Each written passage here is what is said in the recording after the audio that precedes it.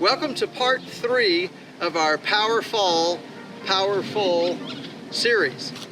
We talked in the first segment about how to get more power from the ground, how to use your feet, knees, and hips to use the ground to increase your hip velocity and hopefully then transfer that speed to your upper body for rotational velocity. Now we're going to talk about the 4% that's available, which is your arms and hands, with this one trick. There is a multiplier.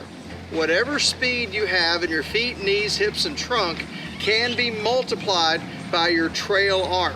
It's called angular velocity. It's a fancy way of saying whatever speed you have rotationally can be multiplied by the way you use your trail arm. For a right-handed golfer, would be the right arm.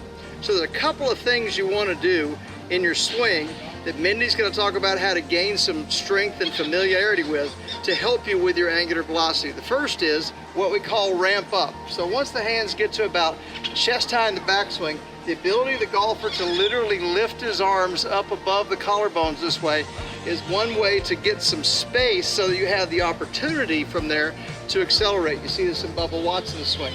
You see this in the more upright swings throughout time. Jack Nicklaus, Tom Weisskopf. Without losing posture. People try to lift their arm, right? The next thing you know, they've got a flat shoulder plane, right? Instead of staying here in their shoulder plane and then lifting up here, they come up, lift up, can't see the ball anymore, and then wonder why, oh, how do I get back down?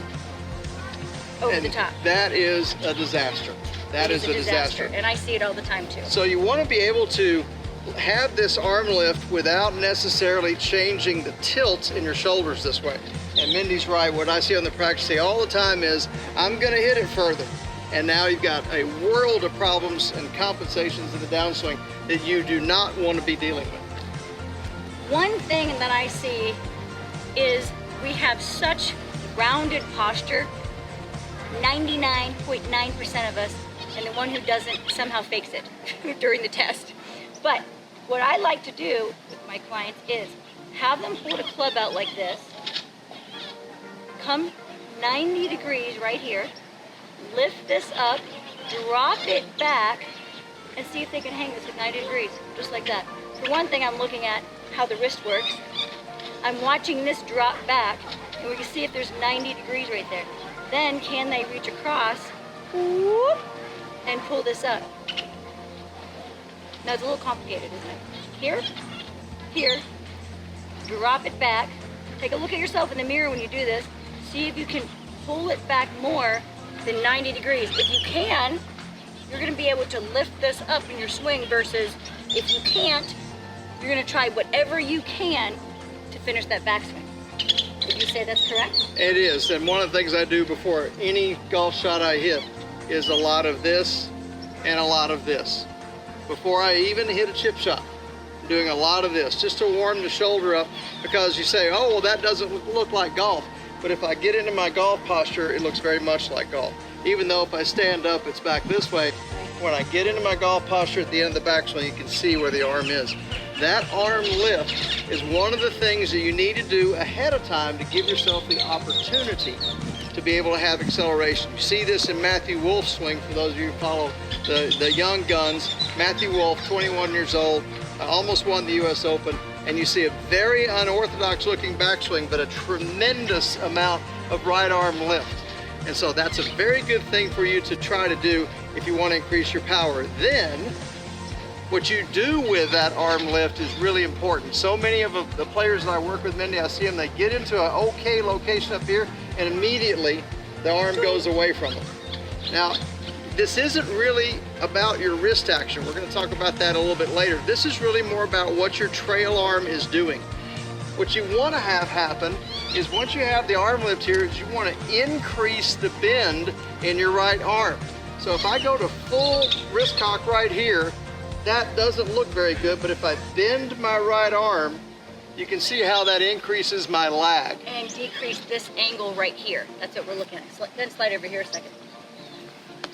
So go to at the top, okay? As he comes down, he squeezes this a little bit. Again, it's attaching. It's using the lats. It's taking this whole side and the core into account with this arm AKA lag is what you're calling it, right? AKA lag versus casting out, woo, scooping it through. Yep. So what I do in the gym, and I don't have anything right here with me, but I like to connect, connect, connect, connect. You can do it on both sides. Connect. You're trying to squeeze to the point that I've had a lot of my players, and I say, your goal is to cramp your armpit. Weird, huh? Your goal is to cramp your armpit. I want you to squeeze so hard. Like if I was gonna tickle you right here, what would you do? Tickle, tickle, tickle, tickle, right? So you cramp, so you feel like you're using your lats. That's creating resistance in your core right here, not just your shoulders. It's this. Now in a gym, it's so much easier because we have cables, right? We can use chopping power with the cables. Now, same thing. I do not like seeing people in the gym doing this with a cable, because there's no chopping power, okay? But if they come up and they're able to pull that cable down, now you see I'm surfing my knees here. I'm not sliding or swaying at all. I am trying to use the ground and minimize this angle here versus making it bigger. And so you might say, well, how does that increase my power? Well, if I straighten my arms prematurely and if they're too far apart, you see how far away the club is here, even though I have full wrist cock. If I bend my right arm and get my arms closer together and squeeze them into my rib cage, when I get down here, the club has to travel a greater distance in the same length of time, therefore it must travel faster. Sorry for nerding out on you for just a moment there. But if I go like this, the club doesn't have to travel very far to get to the ball, as the arms and hands are actually behind the club head, and that is a perfect formula for hitting it short. It's great for lob shots, it's great for chip shots, it's very, very bad if you want to hit your driver further. So this rebending of the arms and bringing them into the rib cage is a great way to increase your angular velocity, and then therefore the amount of speed that you already have, that hopefully you're trying to pick up the speed on that, but the speed that you already have will then show up at impact. Now, you say, well, I don't have the flexibility, Ron, that you have in your left shoulder to be able to bend my right arm and keep my left arm straight. No problem. Been a whole bunch of great golfers besides Jordan Spieth who bend both arms in the downswing. Jason Day, Ricky Fowler, Jordan Spieth, Lee Westwood, Johnny Miller, just to name a very few that have won big time tournaments with both arms bent at impact. Jerry Pate from back in my day. So it's okay to bend your left arm where? At the end of the backswing and the early part of the downswing, you just have to make sure that the arms are relatively straight by the time you get to impact so that you don't hit it thin.